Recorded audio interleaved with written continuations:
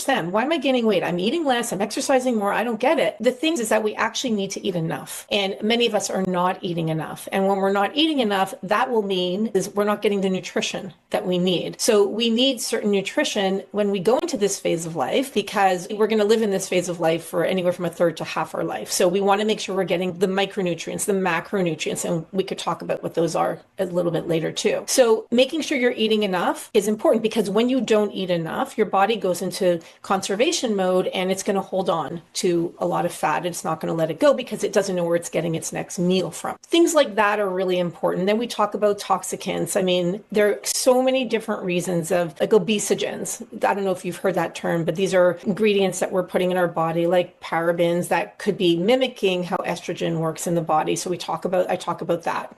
I know you said 3 or a couple of them. They give you a little bit more, but those are some reasons why. All right. Well, it's a real pleasure to have Andrea Donsky on the show again. Welcome. So thank you so much, Zora. It's so nice to see you. I love chatting with you. I think we were talking about an hour before we hit record. God, we should just hit record because it's such great conversation. But anyways, we're gonna get started. And you and I have already had a great conversation on the 103 symptoms of menopause, and your research as well. And I'm going to have a link to that in the show notes because we already recorded an incredible episode. I referred to it all the time because people think of mostly 5 symptoms of menopause. And I'm like, and I always like, did you know Andrea Donsky, she found out there's 103 of them. It's so good. I love your work. So thank you so much, Andrea, for doing that. Thank you. Thank you. Yes, I love it. And you know what? And what's great is that we always, like you said, many of us think there's 34 to 40 symptoms, but there actually is 103. And it's according to published research. And this is like the newest data that's available. And it's based on 5,300 women who responded to that survey. Yeah. It's a big survey. It's a big work you've done. It's not some little thing, I think, or we didn't make this up. It's really based on research. And I have a couple of blog articles, and I also have the link going to that page that you have where you do explain all of this and that's a lot of work too on your website. I'll have a link to that as well in the show notes because you can go directly to it. Today, I want to really dive into your new book. And I've already told you, but I just have to say, I read the whole thing, and honestly, I was looking for something that was missing. I mean, I was being a good friend. I was going to tell you, oh, you forgot about this, or I have this opinion, and I couldn't find it. Every time I was like, I made a mental note, like she didn't talk about this, I'd eventually find it. So you pretty much covered menopause exactly how I would if I were to write a book about menopause. It's sensible, it's practical, and it's packed with solid science. And the references, oh my goodness, you did so much work into this, and you have scientific studies to back everything you say. So thank you for doing this amazing job. Well, thank you so much. And actually, I think there's like 1,500 or 2,000 references in the book. And it took me 2 years to write it. And I'm so grateful hearing you. And I was so thankful and appreciative that you read the book cover to cover, because I do value your opinion. And I wanted to write something that is very much in line with my belief system. Like I've been in health and wellness for 26 years. I have a lot of experience behind me. And now studying menopause for about 9 years, going on 10 years. And I wanted to be able to put together something that exactly like I would have wanted for myself, from my point of view, my belief system. So I was able to merge both worlds of holistic health, which is where I come from, but also the conventional world, all grounded in science and research. So it means a lot to me to hear you say that. So thank you. Let's mention the name of the book. It's called Nourishing Menopause, Powerful Nutrition and Lifestyle Strategies to Feel Your Best. So you're a nutritionist. That's your jam. That's your lane. That's what you know so well. And it makes sense. But in this book, you've covered way more than nutrition. I have to say, just to give people a heads up, it's not just about nutrition. What inspired you to write this book in the first place? So definitely personal experience. Like when I was going through perimenopause, well, first of all, looking back, this book was so cathartic because I was able to learn so much about my own journey when I was going through it. And what I know now is I was in perimenopause for a total of 14 years, 11 of which I actually had no idea. And I know that's not unusual. And I know a lot of women were like, yes, me too. The same for me. Like I was in it for a long time. I didn't know what it was. And I wanted to be able to provide a resource and a guide for women so they don't have to go through what I went through. It's literally my life's work. I wanted to leave a legacy for women. And I was taken by surprise, as so many of us Gen Xers were, when it came to perimenopause and menopause. And I often state that I was in health, like I said, I was in health and wellness when I got my first hot flash. This was back in 2017. I thought I knew a lot about health and wellness. This is my job. I was talking to people about what to put in and on your body. I wrote a book called Unjunk Your Junk Food, also published by Simon and Schuster back in 2011. So this is what I did for work. But when I got that her first hot flash 2 months after my 47th birthday, I was like, wait a minute, am I in menopause? Isn't menopause for like my mother and grandmother? I was so confused. I don't get it. I don't understand. How do I not know anything? I thought I was in menopause at that point. And I wasn't. I was in perimenopause at that point. So I just thought, you know what? I have 2 daughters. I have a son. I have kids. I want them to understand what I went through and what's to come for them. Because every woman will go through menopause if she's blessed to live long enough. And I didn't want anyone else to have to be taken by surprise and to suffer with symptoms when we know now there are so many solutions that are available. And so for me, it all starts with education and research, which is what I'm so passionate about. Yeah, and I loved how you also shared your own personal story in the book. So it's not just some big scientific geeky book. It's got the references, but you do share your own story and really give really practical tips, which I think people will appreciate too. Yeah. And I loved hearing your story too. It actually felt like I got a little closer to you too. Oh, thank you. Well, my stories are weaved in throughout. I'm a storyteller. Like for me, when I educate, I'm all about, well, here's a story. If it happened to me, I'm going to share because I want women to understand and not feel alone. I want them to feel heard and validated. So my stories are weaved in throughout the entire book because I did experience a lot of I kind of joke around. I'm like, I experienced probably 100 of the 103 different symptoms, like so many of them. So I understand exactly where women are at. And even if you're listening and you're like, I don't have any symptoms, this book is for you too, because it's kind of that guide of how we should be, like, how do we want to look at food? So it covers nutrition, lifestyle, supplements, exercise, mindset. And it also covers my own published research. So it's a very unique angle because I really take into account, it's the comprehensive view of perimenopause and menopause because I come from the world of nutrition and holistic health. And again, like I said, we bring in the conventional world and all the research that comes with it. So it's really good. And I'm so happy that you love it too. What was the best part of writing this book? Or like what chapter was the most fun to write? It probably sounds funny to say that, when we're talking about what was the most fun, but I would probably say I really loved writing the chapter on why we gain weight in perimenopause and menopause. And I know that when we think of it, you're like, what? That was fun. It's not even so much that it was fun. It's that it opened up my eyes to so many different things because a lot of women will say to me, we know that 50% of women in perimenopause and menopause, according to our research, gain weight or there are changes in body shape, or they feel like their metabolism is slowing down, which is all related to weight gain. And I really wanted to delve into why are we gaining weight in this phase of life? And what I found is that there are 17 different reasons that we gain weight in perimenopause and menopause, and the majority of them are out of our control. So I feel like for women, we often blame ourselves, or even me. I was like, well, wait a minute. This is what I do for a living. How come I put on 20 pounds? How come I'm gaining and losing 8 to 10 pounds overnight? What's what it seemed like for years. And I would blame myself. And if there's one message that I wanted to get across, especially in that chapter, is I don't want you to blame yourself. I want you to understand what's happening to your body. There are, of course, things that we can do to help it along, which is what the entire book is about, really, especially all coming together in chapter 11. But really, I would say it was a big eye opener for me. And I wrote it from a very sensitive lens because as Gen Xers, many of us had issues with what we were eating and diet culture and body shaming and all of that, right? And myself included had issues with eating disorders or whatever it is. So I wanted to come from it from a place of empowerment, but also from a very sensitive place, understanding when women were reading it so that they could say, okay, so it's not me. I should be eating more. I should be eating enough, and not exercising more, eating less. So trying to open up our eyes to what it is and how to approach this phase of life if that is one of the symptoms that you're experiencing. You said 17 different reasons that women gain weight. I mean, that's pretty big because most people would say, oh, maybe there's 3 or 4 max. So why don't you give us maybe 2 or 3 reasons that women may not know about that they should open their eyes to? Sure. Well, obviously our hormones play a big role in it, right? And our hormones make us, especially when our estrogen falls, it makes us more susceptible to higher amount of visceral fat.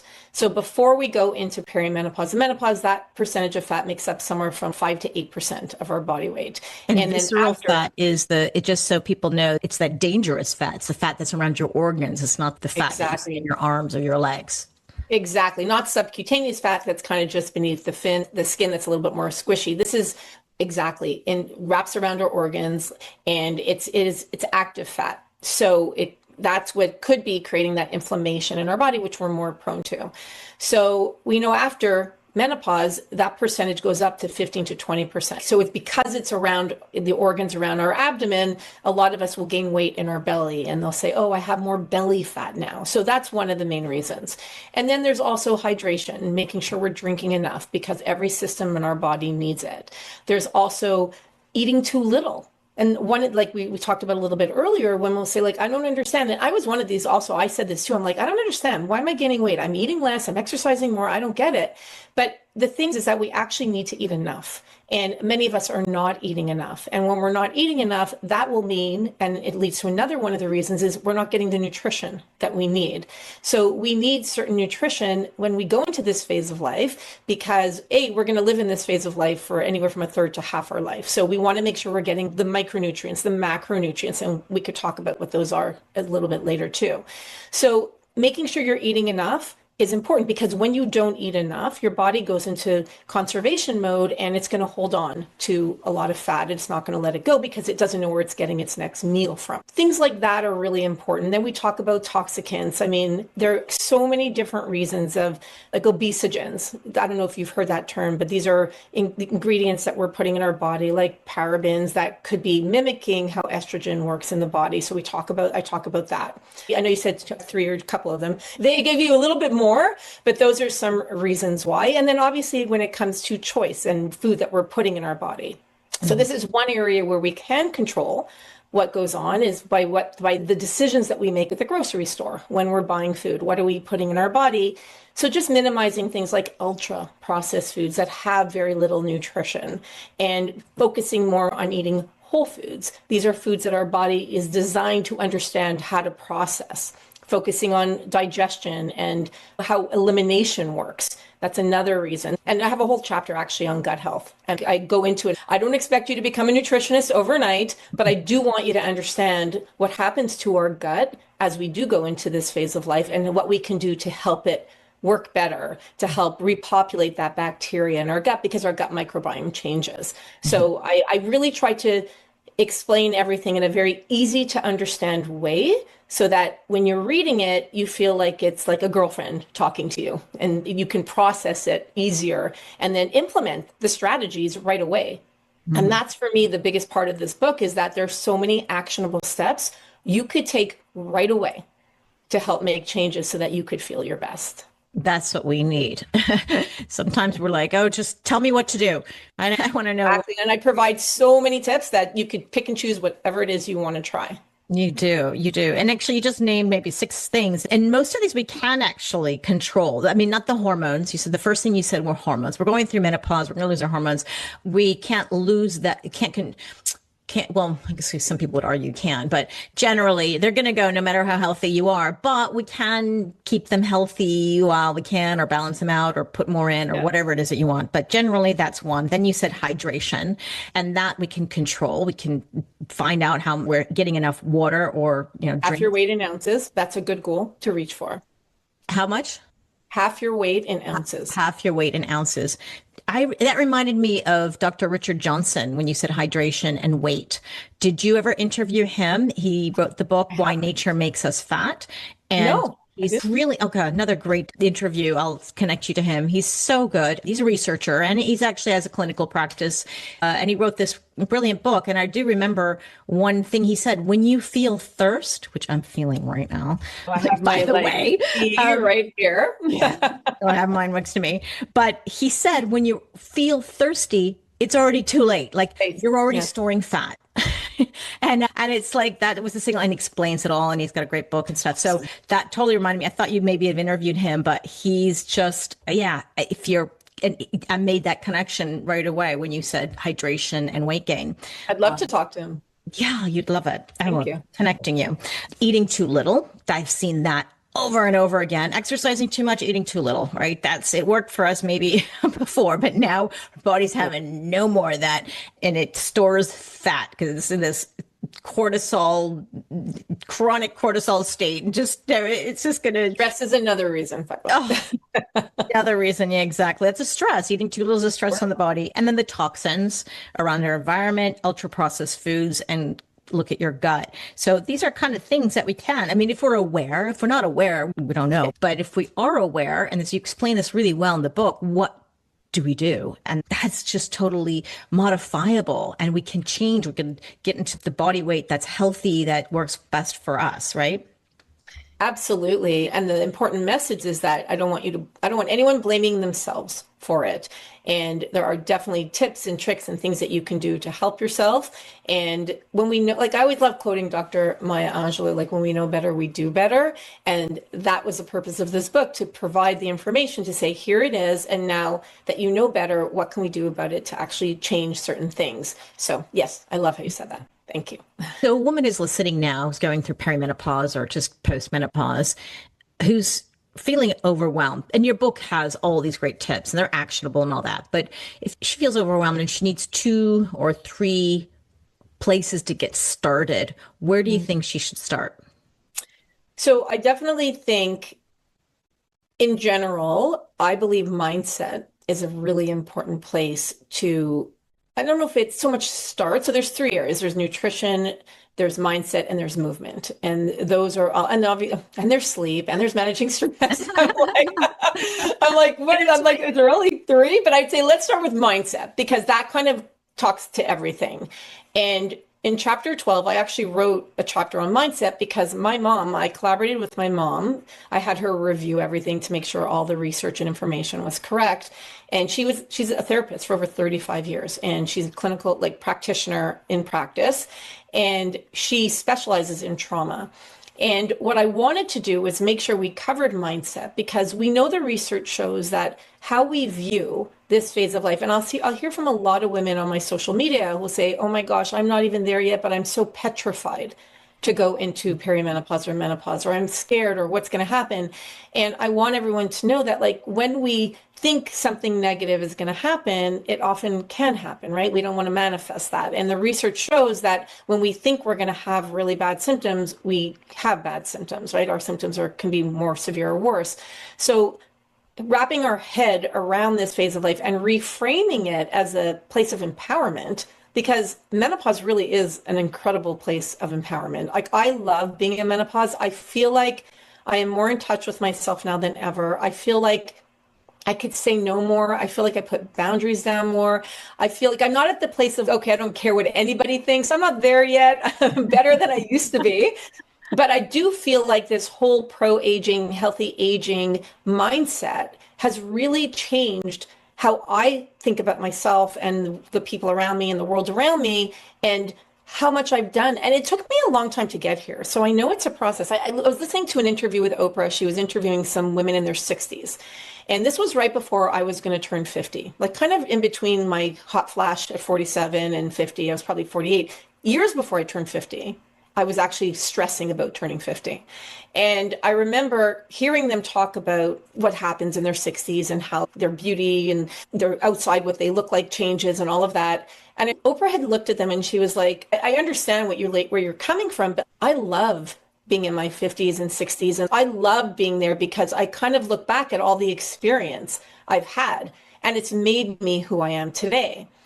And when I heard that, I was like, Oprah's aha moments. I'm like, yes, that is the best way to frame it. And ever since that, I heard that interview, I would go around telling everyone how old I am. I don't care how old I am. I'm telling younger guys, it didn't matter to me. Like whoever it was, I was telling them how old I was. And I thought that's such a great way to look at things, because the truth is that I am who I am today. We are who we are today because of our past experiences. They are what make us strong. And we have so much experience behind us and where we've come from. Look, just at the work portion, I started as an entrepreneur at the age of 29. I'm still with the same female business partner. I'm now 56. And we have gone through so much together. We have learned. I even said to her the other day, we're doing something new. I was like, how cool is that? Almost 30 years later, we're still learning something new in our business. She's like, I know. Yes, we're learning, we're stronger. What we've gone through in the past makes us more aware, makes us more, because we've had certain experiences. We're like, okay, well, we're not going to do that again, but let's look at it from a different point of view. So I just feel like there's so much good as we go into this phase of life that it's not something to fear. It's something to look forward to. Yes, I understand if you have symptoms, that could be scary. But the great thing is that nowadays there's solutions. There's so many tools in our toolbox that you don't have to suffer. I couldn't have said it better myself. Menopause is inevitable and suffering is optional. It's different than our mother's menopause, who didn't have these options or they didn't know. We do have the solutions that they perhaps didn't have. And I'm on board with you. The mindset and how we perceive not only menopause, but aging in general. There's a lot of research. Dr. Rebecca Levy did some great research on this and looked at people all over the world. And they said that if you have a positive mindset about aging, you live 7.5 years longer. Love it. Than the people who are negative about it. And that's reframing it. And you said this is a time for empowerment. And I agree. I love menopause. I tell my husband all the time, I love menopause. He's like, I don't know. No, that's not as working as good for me as for you. But I'm like, it's like, I can have boundaries now and I can say no. And I was a people pleaser. Well, I'm still a recovering people pleaser. I still like to. I am too. So I get where you're coming from. But I'm recovering from that. Well. It's a great, and I always say it's an opportunity. Like if you are struggling with the menopause symptoms or your health isn't where it should be, it's a great opportunity now to focus on this, because then you protect your 80-year-old self. Clean it up now and figure it out now. It's your chance. And hopefully, we have all kinds of people in midlife there are people who are empty nesters and they finally have time for themselves or start a new business if they want. And then you have people who are still stuck with kids at home and aging parents, the sandwich generation. So everybody's got, I want to say we're liberated now because everybody's a little bit different, but we should have a little bit more time for ourselves to take care of that. So I had my third at 41. So I get what it's like to have children. I had my first two in my 30s, but I had my little one at 41. So I understand what it's like to be in my 50s going through menopause when I still have one young child at home who is going through puberty. So I get it, but there is definitely opportunities for you to practice self-love and self-care. And I talk about it in the book. And even if it's 5 minutes, whatever it is, we cover relationships. And because what's so unique about what chapter 12 brings is that it's my mother's perspective as well as a practitioner for that many years. And so it's an awesome chapter. Having kids it's not uncommon to have teenagers while you are going through perimenopause. And it reminds me of my talk with my translator who I had in Vietnam recently on a trip there. And she was telling me, I think about 40 something, 45. She had as teenagers. And so she's learning all about hormones and menopause with me. And she started talking about her son and who's going through adolescence. And I was like, you have raging hormones on both sides. Like you should be talking about, because I said, do you talk to your son about it? She's like, no. I'm like, here's a great opportunity to talk about hormones. He's got his own hormonal fluctuations and you have yours. Why not have that discussion just because he's a boy? Come on. Let's, Even more, like, to me, like, our girls, our boys, like, so important that we have the conversation. And one of the things, and why I'm such a big advocate for trying to make change at the school level, like the elementary and the high school level, is because of relationships. Imagine our teenagers, to your point, imagine them, they're talking at home to their mother, the mother is the father, like whoever, everyone's having the conversation at home. Imagine the understanding and the relationship saving that are minimizing any type of hardships because they'll understand it a little bit better. Like when I was in perimenopause, I raged all the time. If you ask my son now what I was like in 2017, 2018, he'd be like, oh my gosh, my mom was a nightmare. But I didn't have the vocabulary back then to understand or to explain it to them. Now I talk about it incessantly and they completely understand perimenopause and menopause. But back then I didn't. And all it did was create these rifts between me and my kids and my husband. And if we talked about it more, imagine how we can help fix or prevent any type of like relationship issues from having or minimizing them. Yeah. Yeah, I agree. I agree. And you mentioned also that this is this phase of life should be a time of empowerment and opportunity. And when I was in Thailand, I learned that the word for menopause means golden age. I can't remember how you say it. I memorized it for a while and forgot it, but it means the golden age. I was like, this is amazing. This is a great word. We need to rebrand the word menopause and call it the golden age. That being said, I do feel, my next question was like, well, then women shouldn't be so fearful or stressed out about menopause. It should be something to look forward to. And I didn't get that impression when I was stopping women on the street and asking about menopause. I mean, they were very open. And Thailand is probably the most open place. Like people definitely talk about it, but it was still associated with negativity and getting old. But it seems less than it is in other countries, for sure. For sure. But they're not embracing it like me, like, yeah, it's the golden age. This is amazing. Not like that at all. There definitely is a stigma that's still attached to it. We actually have a survey called our Programs and Policies Survey, and we have a stigma survey. And we ask women, so we have 15 surveys on our website, and we ask women, and the stigma one in particular, we say, do you believe there's still a stigma? Do you think it's changing? And a lot of the women will say they do believe there still is one, but it's definitely changing. And you're the expert when it comes to how it's changing in different countries, right? Like around the world. And we're going to be doing a project together, which I'm so excited about. So stay tuned as Zora and I are teaming up. But I think it is changing. And I think the reason why, yes, it's the golden years and golden ages, but there is that association with aging that comes with it, right? And there are a lot of women who go into menopause in their, it could be 30s, 40s, like whatever. It's not only women in their 40s, 50s, and 60s. The average age of menopause in North America is 51 and a half. So I do believe that there's still the stigma around aging that kind of prevents us from being like, oh, I'm looking forward to it. I can't wait till I go into menopause.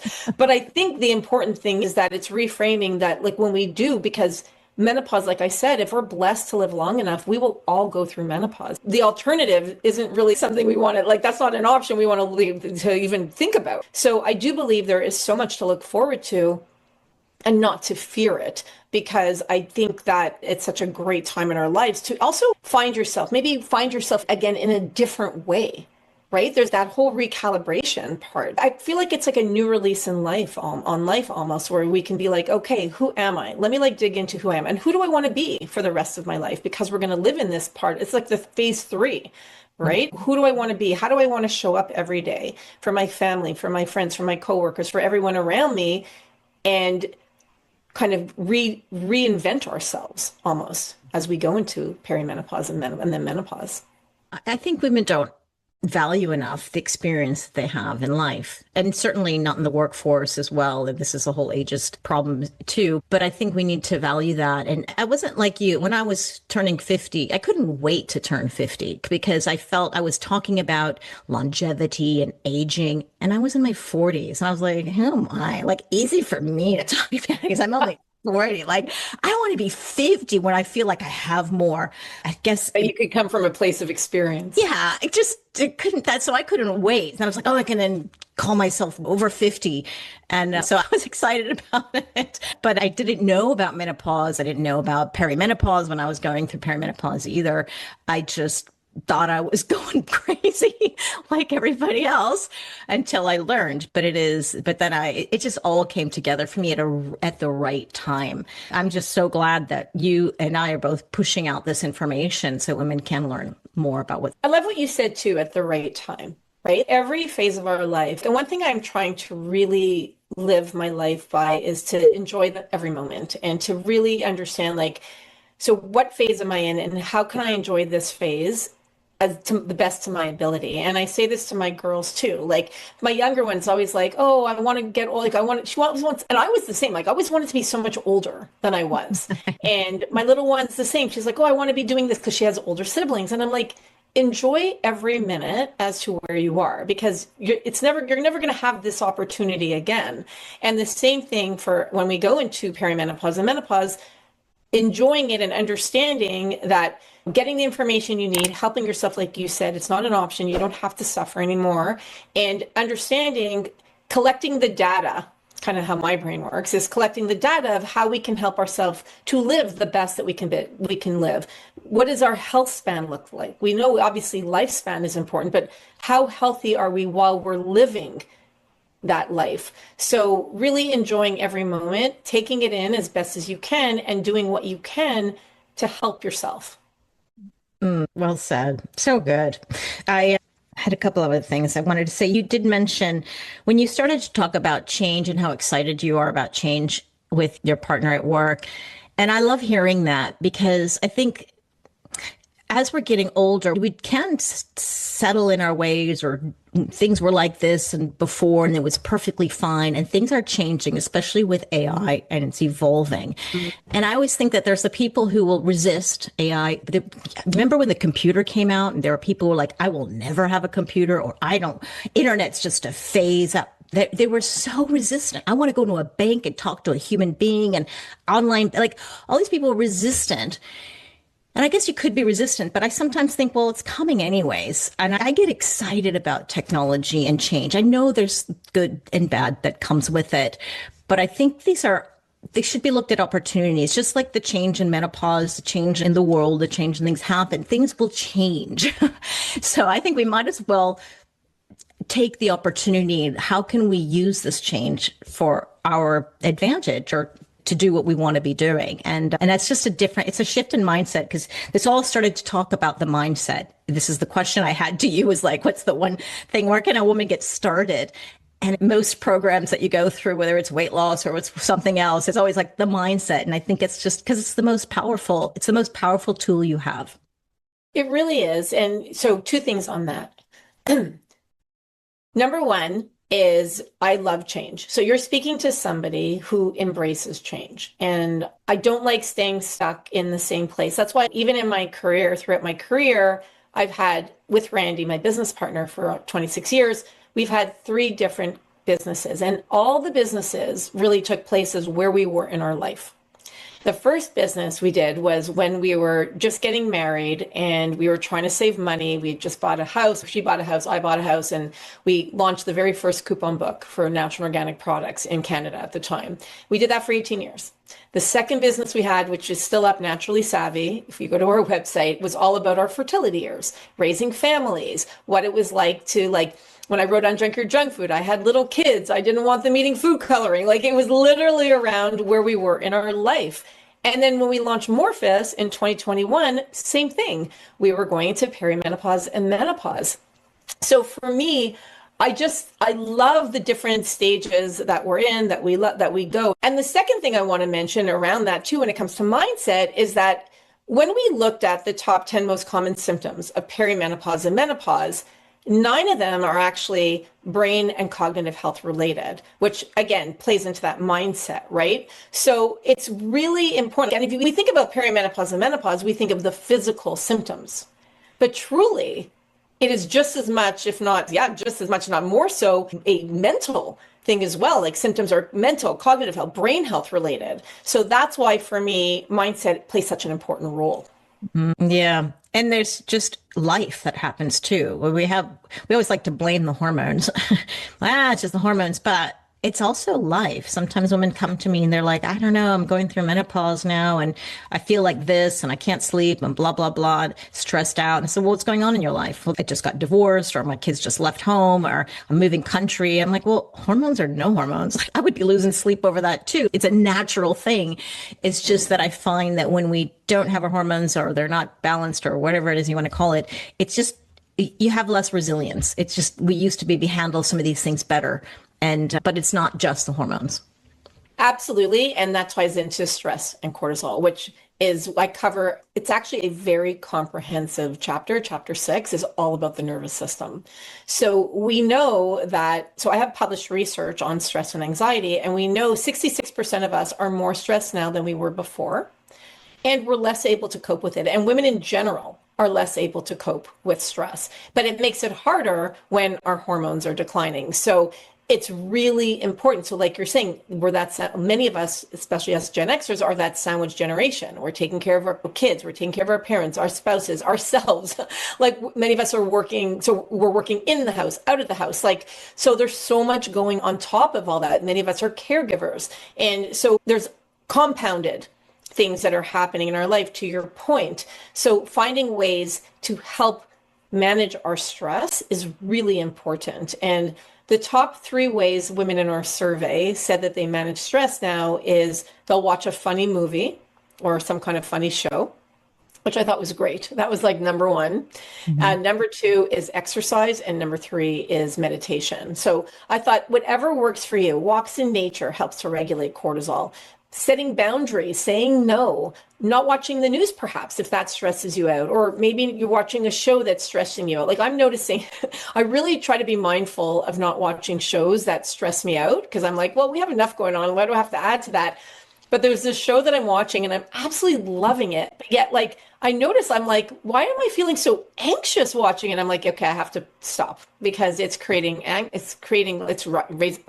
cortisol. I'm like, no, I don't need that. Even though I love it, I'm going to go watch something funny.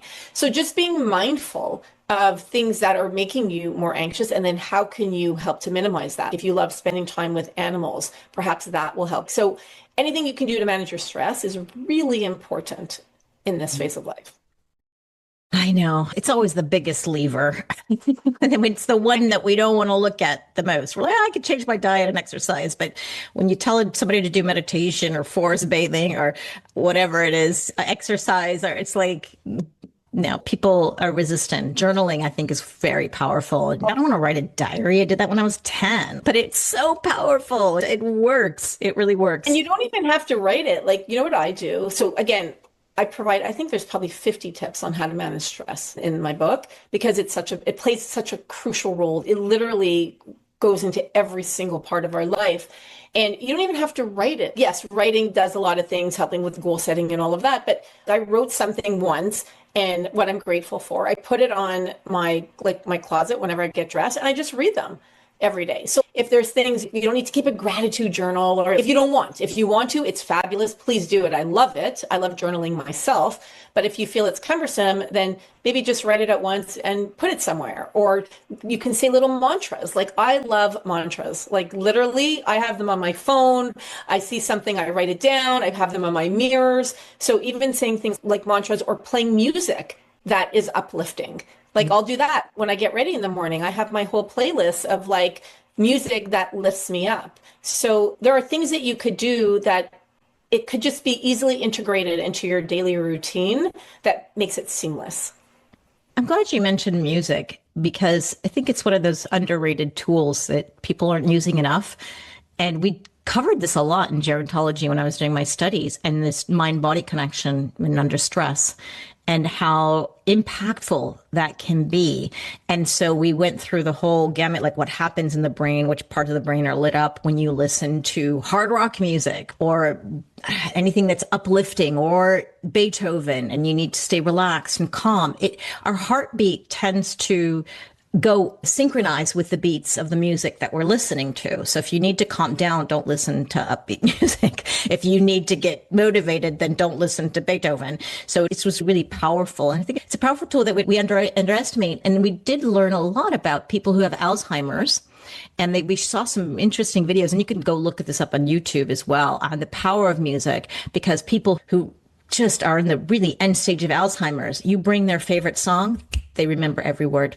And they're singing. I saw that with Tony joyful. Bennett. I think that it was a video with him because I believe he had Alzheimer's. And I remember that I think he did a concert with somebody, I forget who it was, and he sang all the words. Amazing. Yeah. So the music is very powerful. And I hope if you're not listening to it yet or if you've kind of went off the track, go back to it and use it as a powerful tool, and especially for stress. So I'm glad. So you mentioned watch a funny show, exercise and meditation are some pretty good levers. Oh, I have a note here I wanted to mention when you said that is don't look at your emails before bed, please. 100%. And don't look at your text messages before bed, because you'll probably find something you don't like, and your brain is going to wake you up at 2 a.m., if not stop you from falling asleep, because you're thinking about that problem that happened in that email or that message, whatever you got.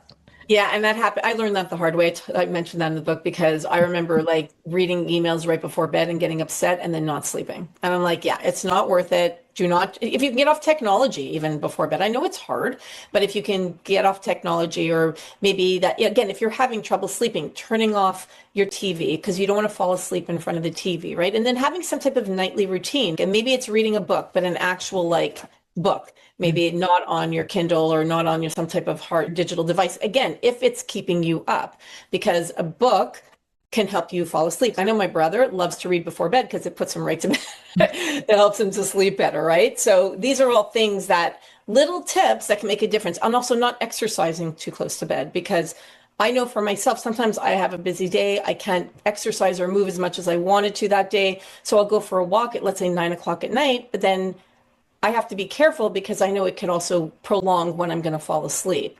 So the key is listening to your body and doing what works for you, because we're all so different. Bio-individuality.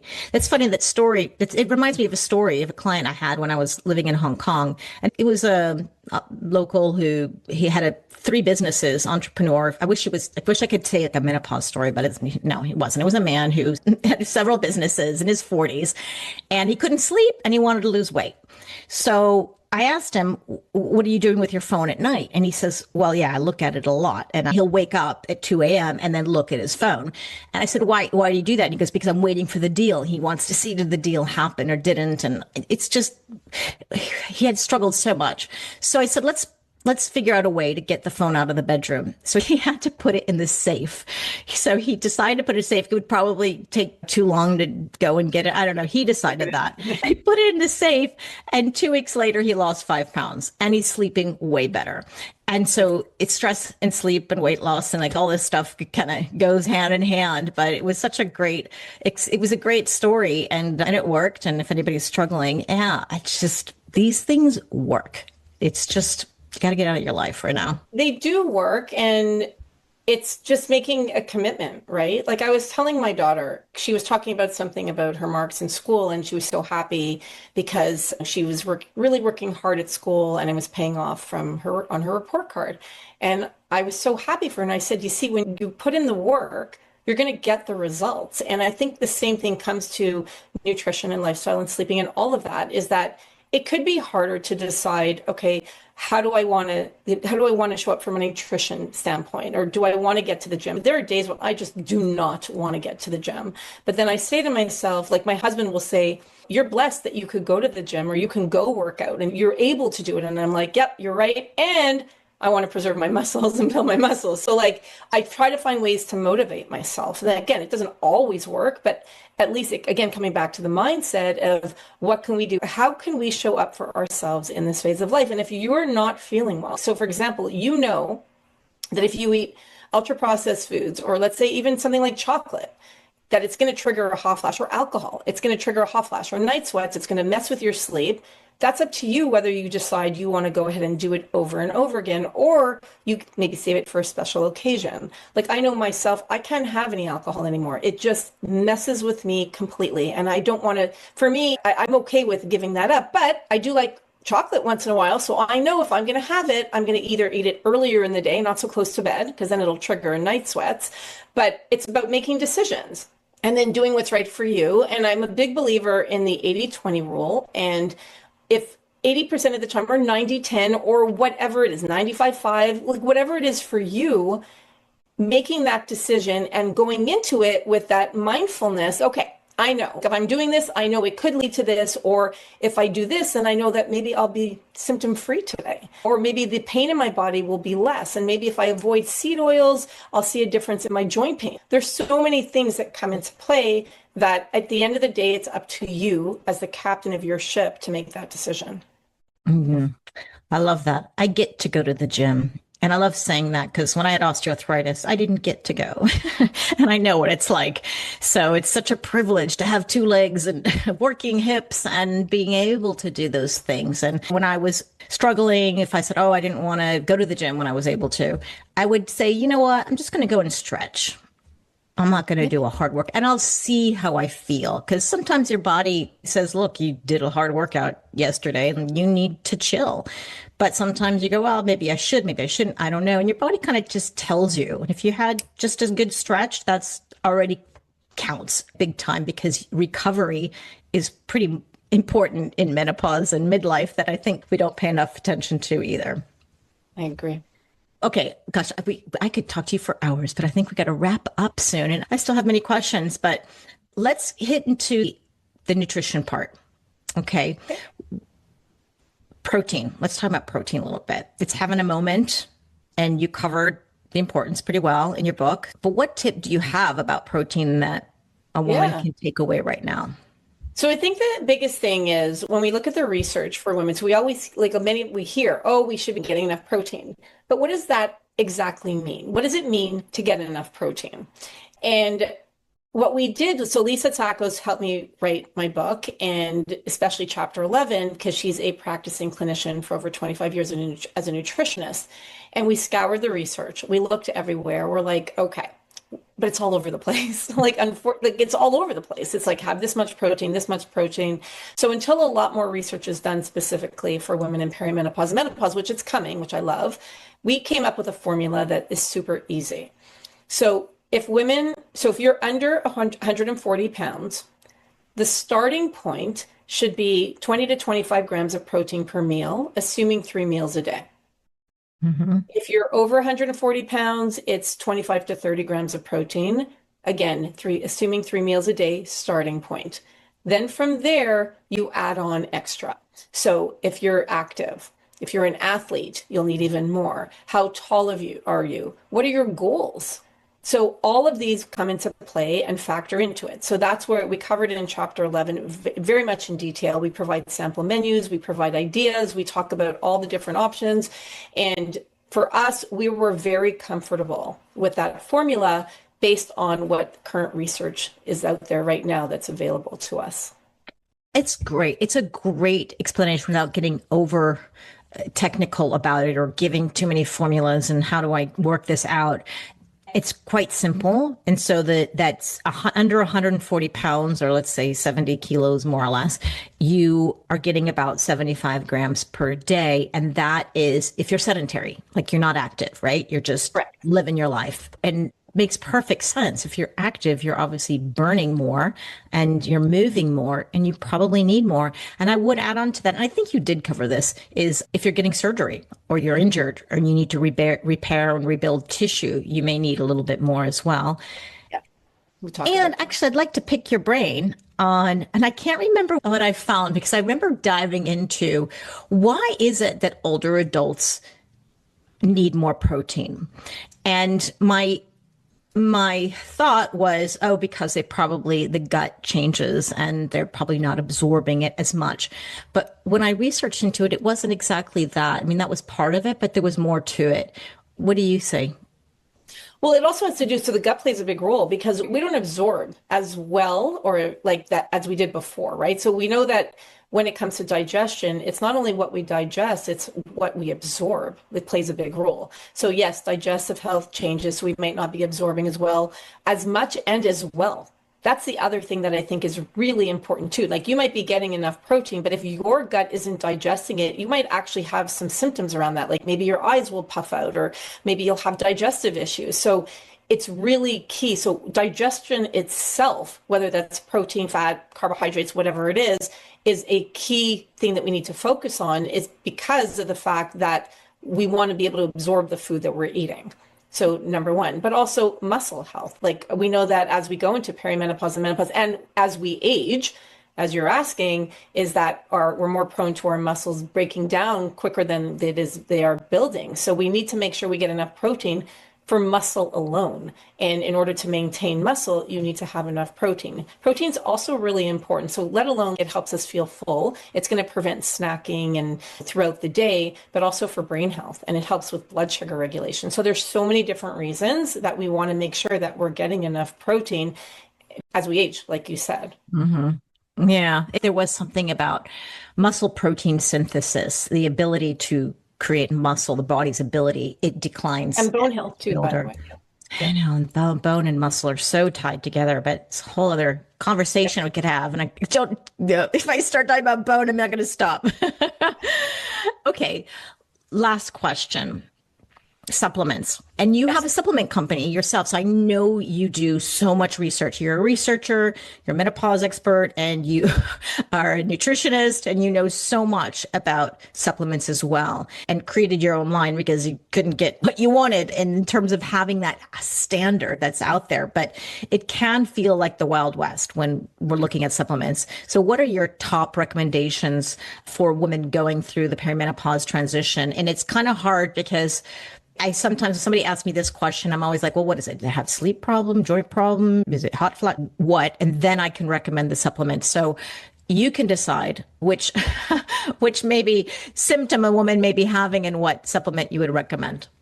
So I love this question. And yes, I spend my days reading and looking about and researching supplement ingredients. And the reason we started Morphus was because I wanted supplements that I would take myself. I'm all about quality, as you could probably tell from like our conversation. So I wanted to know what were the supplements. So I don't believe we should take everything and anything. I also don't believe we can out supplement poor nutrition. That's why for me as a nutritionist for more than 20 years, I want you to start with your foundation, which is food. But I also believe that we do need to supplement because there's some great research on supplements, on certain supplements, especially for women in perimenopause and menopause. So I have non-negotiables that I save for women, foundation supplements that every woman in perimenopause and menopause should consider taking. Number one is magnesium. We know that, so magnesium is important for over 600 enzymatic functions in our body. And it helps us to relax. It could helps with our nervous system, to regulate our nervous system. But there's some great research that came out, I think it was in 2023, on women in menopause and magnesium, and how taking enough magnesium actually helps to prevent cognitive decline. So but the type of magnesium that I personally love and why we launched it at Morphus is magnesium bisglycinate, because it literally covers off so many of the boxes. You can check so many of the boxes, but it's also really incredible for sleep because it's attached to an amino acid called glycine, and glycine helps us to relax. The other reason I love magnesium bisglycinate is because it's easy on the stomach, it's easy to absorb, and it's very gentle. Like it's so gentle and it's affordable, like on our budget. So those are the reasons I love it. And the key with magnesium is that you want to make sure you take enough. And the key with any supplement is make sure you take enough, but you don't want to take too much because that's not good either. So you always want to follow the directions on the bottle, and then you can kind of adjust from there. You can take a little less, you can take a little more, depending on what that supplement is. So when I'm talking specifically for magnesium, the RDA is 320 milligrams for women. I believe that's really too low. I believe we need more. So what we say on our label, we say take 2 magnesium. Each magnesium has 150 milligrams. I can talk for my own personal brand. Take 2 a day. If you're taking it for sleep, take 2 before, 30 to 40 minutes before your head hits the pillow. I personally take more. I take 3 before bed, and then I take 2 during the day. And the reason why I do it myself, now, again, listen to your body. Maybe taking 1 is enough for you. Everybody's unique and different. But like you said, bio-individuality. But the reason I believe we need more magnesium is because of the fact, number one, we need it through a supplement, is because our soil is deficient of minerals. And we need magnesium because when we're more stressed, which we know we are, it gets depleted from our body. And when magnesium gets depleted from our body, it makes us more stressed. So it becomes this vicious cycle. So to me, if I was stranded, like if I was like, you can only take 1, it would be magnesium. It is that super mineral, incredible, like absolutely we should all be taking it. Now, some of you might, or your listeners might be thinking, well, I had my blood checked and my magnesium levels are fine. It's important to note that 99% of the magnesium in your body doesn't live in your blood. So it's in other areas. So again, just keep that in mind, but you will also know if you have any type of, let's say, restless legs. It could be low iron, it could be low potassium, but a lot of the times it could be low magnesium. And most of us don't get enough magnesium. Also, eye twitches, muscle aches, heart palpitations, could be other things, but it could also be magnesium deficiency. So just be mindful of that and make sure you're getting enough magnesium, but getting enough of it. And you can get it from your food too, green leafy vegetables, salmon, avocados. But again, our minerals don't have the quantities that I feel we need to support our health in this phase of life. Number 2 would be omega-3s. Omega-3s they can come from fish oil, you can get it from algae oil. They are a good type of fat, and we need good type of fats in our body. Our brain is made up of fat, a lot of it is made up of fat. So we need to make sure we're getting enough good quality fats in our diet. Unfortunately, a lot of the fats like trans fats that we find in ultra processed foods are not good fat, and trans fats in particular can be harmful to our body. So we want to make sure we're getting enough omega-3s. We get a lot of omega-6s, which are still good for us, but we already get a lot of it from our diet. So making sure we get enough omega-3s, which we don't get as much of from our diet, that would be like salmon, fatty fish, salmon, herring, mackerel, sardines. Like you want to make sure you're getting a good amount of omega-3 fatty acids. Then I would also say for me, making sure that we are well-rounded will make a very big difference in how you're going to feel.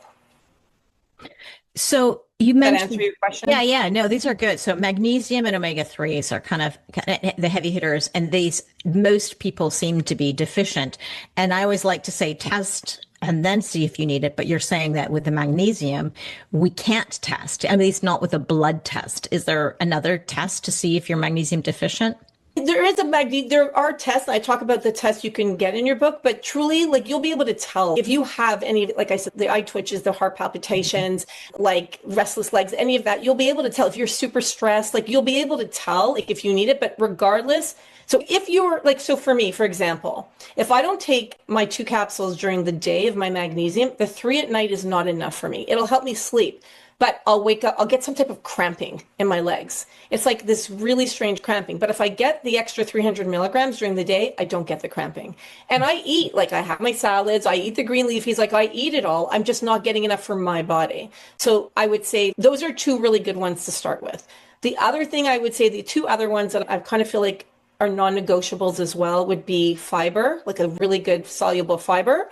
Because fiber, we are definitely not getting enough of that. Most of us get about 50% of fiber, and we need 25 to 30 grams of fiber a day. And it's like, it helps to move things along. It helps to keep us full. It helps us absorb nutrients, again, that we need. So fiber is important. And then the vitamin D, like with a K2, MK7 is really crucial. So magnesium, omega-3s, fiber, vitamin D3, K2. And I can say magnesium for sure. I take your magnesium for bed. I can feel it. It's like cool. It's cool when you actually feel a supplement working. And magnesium is one of those things. Good magnesium, like so good in terms of helping with sleep. Like I had a woman call me the other day. She started taking our magnesium and she said to me, she took it in the morning and she said she already noticed the difference in her sleep at night. And I was like, that's incredible, which tells me she needed the magnesium, right? Yeah. And ours is very unique in the sense it has a tiny bit of oxide that's buffered with it, and it's very hard to find. And that's why I love ours,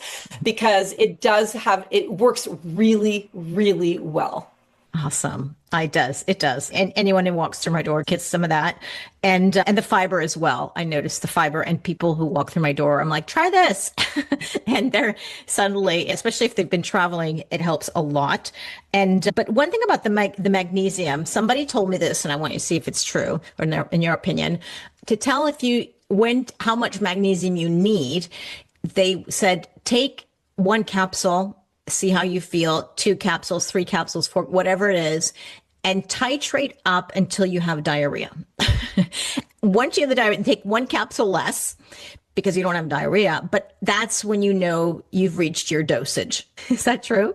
So I know that's something that a lot of people will say to do with like hydrochloric acid to see whether or not you have enough acidity in your stomach for digestion. A lot of the health experts in the integrative or holistic world will look at that, or digestion. Let's say more like nutritionists might say that. You could try it. I never heard that, but I'm not saying that it's not something that you could do in terms of if that's how much we need. I'm not sure. I'd have to do some research on that. Okay. Are you ready for a rapid fire? Yes, I'm ready. Because I know you got to go. You got to go. You got another meeting. I'm talking way too long, but I love doing these little rapid fires before we wrap up. And it's just quick answer, whatever comes to mind first. Don't need to explain. Don't overthinking. We can explain later on in another episode. So this is keeping in mind a woman who's going through perimenopause or just postmenopause, struggling with sleep or hot flashes or whatever it is. That question, I want just one quick answer. Okay. Coffee or matcha? Neither. Tea. I'm an herbal tea person. Herbal tea. No caffeine. One supplement you never skip. Magnesium. Most overrated wellness trend right now. I would say too much protein. It's gone to the other extreme. It's like we have protein in everything that we're eating. So I would say, again, follow the formula in chapter 11. Most underrated habit for sleep. Ooh, it would always come down to blood sugar regulation for me. So try to not eat anything that's going to spike your blood sugar too high before you go to bed, because it can cause you to go to the bathroom. We pee to help regulate blood sugar, but it can also lead to night sweats. It can be disruptive sleep. So I'd say anything that will spike it too high before you go to sleep is something to be mindful of. Biggest nutrition myth women still believe in midlife. To eat less and exercise more. And I don't know if they believe it or they're being told it or both, but it's definitely a myth. Yeah. One food every menopausal woman should add in. I would say probably a group of foods would be definitely eating the rainbow of vegetables. Try to get those green vegetables as much as you can. Green, red, yellow, white, all the different vegetables, and try to aim for about 30 different colors a week. Love it. A food hack you actually think is worth it. Ooh, I like this too. So I interviewed Carol Johnson. She wrote 2 papers. She's a PhD and she wrote 2 papers on how to help balance blood sugar when you're eating a carbohydrate-rich meal. So again, always go back to the balancing blood sugar and how it can affect us. So I would say, she said that you would want to take 1 or 2 tablespoons of vinegar before you eat a carbohydrate-rich food, and it can help to blunt the blood sugar response. Another thing you can do is to take carbohydrates and refrigerate them. So you make them sweet potato, rice, bread, whatever it is, refrigerate it for 24 hours and then actually freeze it for 24 hours or put in the refrigerator for 24 hours. And then the next day you could toast your bread or just reheat your sweet potatoes and your rice. And it helps to blunt also. It helps to reduce the amount of starch in the food. I think it's something like by 30 something percent or 40%. If somebody's taking the apple cider vinegar, they probably need to cut it. Otherwise they'll burn their throat, no? Yeah, in water. Yeah. You don't want to just take it off a teaspoon, but she said put it in water, and it could be 1 teaspoon, it could be 2. It definitely can help. And she also did say, though, you don't want to be doing it all the time because you're talking about vinegar. But it was very interesting, her papers. I did an interview with her and I thought it was pretty fascinating. A couple more questions now. A healthy food you think isn't so healthy? A healthy food you think isn't so healthy? I would say anything that has ingredients that are not good for our body. So it could be any type of food. It can be granola bars. It could be protein powders. It could be whatever it is that you might think is a healthy option, but read the ingredients because it might have something like high fructose corn syrup, or it might have trans fats or artificial colors, artificial sweeteners. So anything that we might think is a healthy option, but yet it has ingredients that our body doesn't really recognize or that might exacerbate or trigger your symptoms, to me, that would be not a healthy option. And the last one, what's one thing you wish every woman knew before menopause hits? That we didn't talk about already. I wish that they would know that it's not so terrible, that it's good. Like we talked about that, we covered that, and to know that it's a thing to look forward to. And I would also say that they're not alone and they have a whole community of women to look to, amazing communities like yours, like mine, that can help to validate them, help to make them feel like they are part of something and they don't have to go through this all by themselves, because they don't. Everybody can learn something from somebody, and we're all in this together. We're a grassroots movement, and to me, we're stronger together. Nourishing Menopause, Powerful Nutrition and Lifestyle Strategies to Feel Your Best by Andrea Donsky.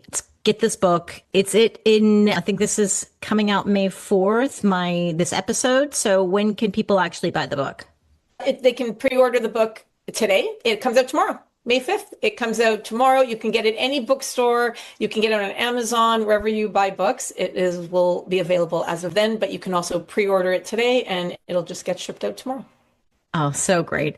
I love the work that you do. Everyone can find you on TikTok as Andrea Donsky, Instagram, YouTube, website as well. We are morphus.com. That's where you can find the menopause research that Andrea does, as well as fill out some of the forms, do some of the research, answer the questions yourself, and contribute to this menopause research. We need you, and the more, the better. And as well, you can grab some supplements as well for 15% off, I think we have, with a code of some kind, Zora or Hack My Age. I'm sure there's something, and go check that out. Yes, thank you. And you can go to nourishingmenopausebook.com, and then it also has where you can buy it there. And we have a whole bunch of resources that you can download. We have blood work that we recommend, the symptoms we recommend. Like, we have so many things that you can download that can provide you with additional information that we talk about throughout the book. Great. I'll have a link to that to get the book in the show notes as well to make it easier for you. And thank you so much, Andrea, for your time, for your research. You're amazing. I'm so privileged to have you as my friend.